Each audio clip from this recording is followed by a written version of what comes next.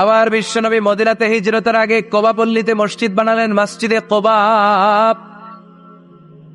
হজ করতে গেলে, উমরা করতে গেলে লোকজন এই মসজিদটাতে বড্ড ভিড় করে, কারণ বিশ্বনবী প্রতি শনিবার, প্রতি সপ্তাহের শনিবার এই মসজিদে যেতেন। কি বার? কথা বলেন। এজন্য মদিনাতে গেলে শনিবারে জিয়ারত করা সুন্নাত। প্রতি শনিবারে বিশ্বনবী মসজিদে নববী থেকে হেঁটে হেঁটে হেঁটে হেঁটে এই মসজিদে কোবায় যেতেন।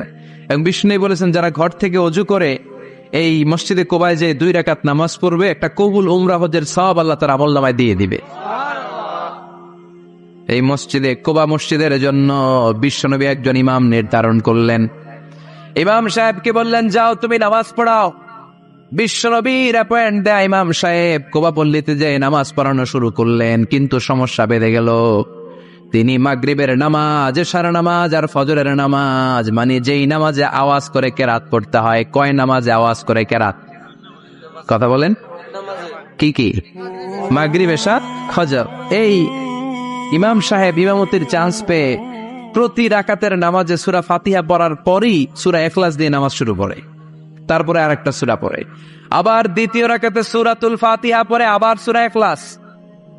ফজরের সময়ও সূরা ইখলাস, এশার সময়ও সূরা ইখলাস, মাগরিবের সময়ও এই সূরা। মুসল্লিরা সব খেপে গিয়েছে। সবাই বলে, ও ইমাম সাহেব, ঘটনা কি? খালি কুল হুয়াল্লাহ পড়েন কে? আর সূরা নাই আপনার? খালি কুল হুয়াল্লাহ পাইছেন নাকি? নাগাইশ জামে মসজিদের ইমাম সাহেব মাগরিবের প্রথম রাকাতেও সূরাতুল ইখলাস, দ্বিতীয় রাকাতেও ইখলাস। এশার নামাজের প্রথম রাকাতেও ইখলাস, দ্বিতীয় রাকাতেও ইখলাস। ফজরের রাকাতেও ইখলাস, দ্বিতীয় রাকাতেও ইখলাস। কি করবেন? আজকে ইমামের একদিন কি আমার একদিন। পাইছেন কি আপনি? সবাই বলে, আপনি পাইছেন কি? ইমাম সাহেব পড়তে মন চাইলে পড়ো, নাইলে অন্য মসজিদে যাও।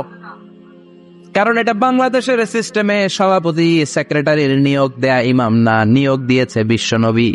আবার ক্যান্সেল করলেও লাগবে বিশ্বনবীরে, ঠিক কিনা? নিয়োগ দিয়েছে বিশ্বনবী, নিয়োগ বাতিল করলেও করবে কে? বিশ্বনবী। মুসল্লির তো কোনো এখতিয়ার নাই। সব মুসল্লিরা মিলে বিশ্বনবীর দরবারে যায়, যে বলে, নবী কি ইমাম সাহেব দিলেন, কুল হুয়াল্লাহ ছাড়া কিচ্ছু পারে না, খালি কুল হুয়াল্লাহ।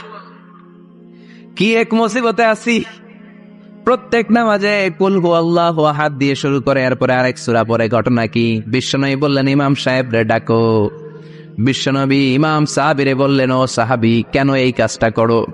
তোমার মুসল্লিরা বলে প্রতি রাকাতে কেন কুল হুয়াল্লাহ দিয়ে শুরু করো, ঘটনাটা কি? অন্য সূরা পড়ো না কেন? সাহাবী বলে, নবী গো, এই সূরাটারে আমি বড্ড বেশি ভালোবাসি, কারণ ফিহি সিফাতুর রহমান, এই সূরার ভেতরে আমার আল্লাহর পরিচয় আছে গো নবী।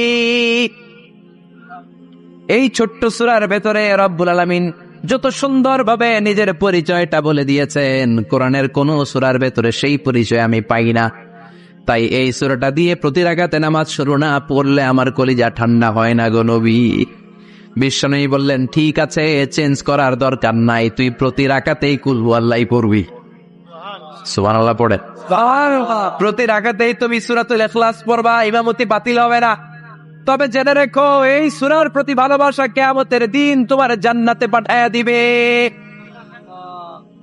এই সূরার ভালোবাসার কারণে জাহান্নামের আগুন তোমার জন্য হারাম করে দিয়েছে কে? এজন্য সূরাতুল ইখলাস বেশি বেশি তেলাওয়াতের দরকার আছে না নাই?